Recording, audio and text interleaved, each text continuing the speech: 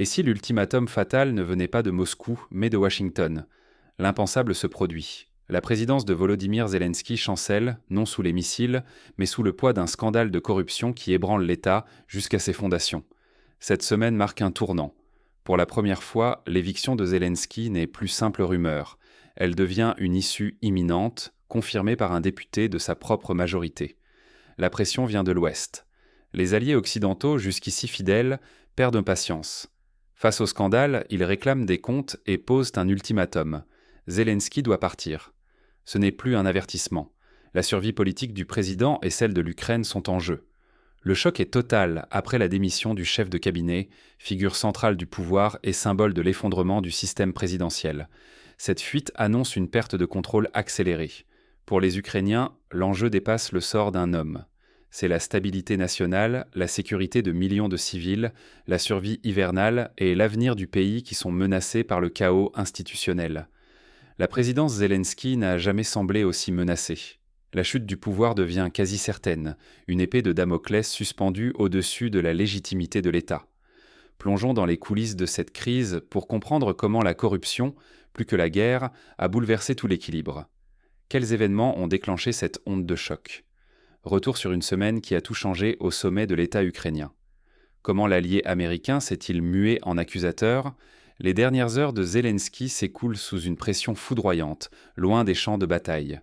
Ce n'est pas Moscou, mais Washington qui dicte son sort. Selon plusieurs sources proches du pouvoir, l'ordre de partir viendrait des États-Unis. Les révélations relayées par des insiders à Kiev font l'effet d'un séisme politique. La corruption éclabousse l'entourage immédiat de Zelensky, forçant même le chef de son administration à la démission. Face à ce scandale d'État, la Maison-Blanche impose un ultimatum. Soit Zelensky s'efface, soit l'Ukraine perd son soutien décisif. Pour Kiev, la confiance américaine est un fil ténu. Si ce lien se rompt, l'équilibre du pays menace de s'effondrer, alors que chaque aide compte pour survivre à l'hiver. L'Ukraine risque l'isolement, l'instabilité et le discrédit. Jamais le pouvoir de Zelensky n'a été aussi vacillant. Mais pourquoi Zelensky s'accroche-t-il encore au pouvoir? Pour le comprendre, il faut plonger au cœur des rivalités internes et des alliances fragiles. Les heures à venir décideront de l'avenir de l'État. Jusqu'où un président peut-il s'accrocher quand la terre brûle sous ses pieds? Zelensky multiplie les manœuvres pour retarder l'inévitable, espérant un miracle ou une chute moins brutale. La pression ne vient plus seulement de l'extérieur. Le scandale s'étend, se muant en crise institutionnelle. Ce n'est plus une question de frontières, mais de confiance perdue, de légitimité brisée. En réponse, Zelensky temporise, négocie, s'entoure de ses derniers jeux fidèles, alors que presque tous ses alliés occidentaux l'ont abandonné. Sa survie politique n'est plus qu'une affaire de jours. Le vrai danger? Le risque d'effondrement total. Un départ précipité signerait la fin d'une ère et pourrait ouvrir la voie à des troubles majeurs. L'Ukraine vacille, suspendue entre chaos et nécessité d'un ordre minimal. Reste une question, que deviendra le pays après la chute de Zelensky? La Rada suprême doit reprendre la main pour éviter l'effondrement. L'avenir du pays se joue dans les heures à venir. Après la chute du président, qui tiendra la barre dans la tempête? Toute la nation retient son souffle. Si Zelensky cède, la suite s'annonce incertaine, mais la Constitution trace une voie. La Rada suprême, le Parlement, doit reprendre le flambeau et garantir la continuité de l'État, même au cœur du chaos. Ce relais s'annonce semé d'embûches.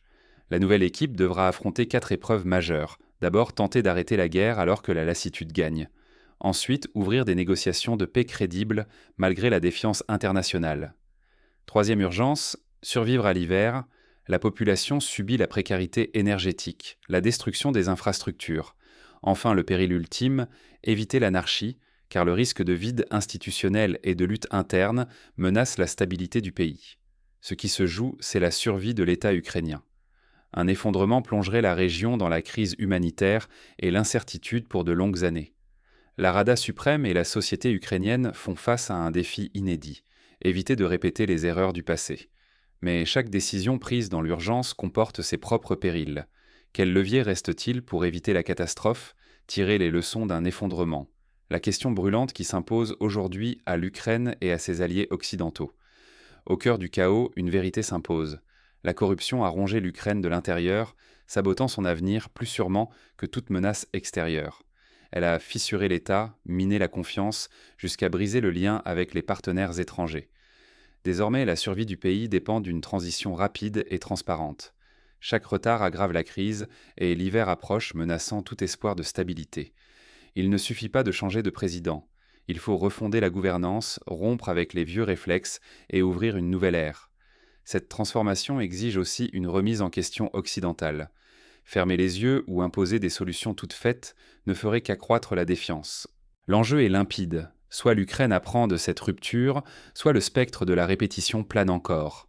Face à ce tournant, la Rada suprême doit agir vite pour éviter l'effondrement total. Mais la fenêtre de l'espoir se rétrécit à chaque heure perdue. La présidence de Volodymyr Zelensky touche-t-elle vraiment à sa fin ? Rien n'est encore gravé dans le marbre. Ce moment crucial pour l'Ukraine dépasse le simple changement de chef d'État. L'engagement de chaque citoyen pèsera lourd, car c'est l'avenir du pays, la sécurité de chaque famille qui se joue désormais. Le danger est immense. Perte de confiance envers les institutions, peur du chaos, incertitude hivernale, menace sur l'unité nationale déjà ébranlée.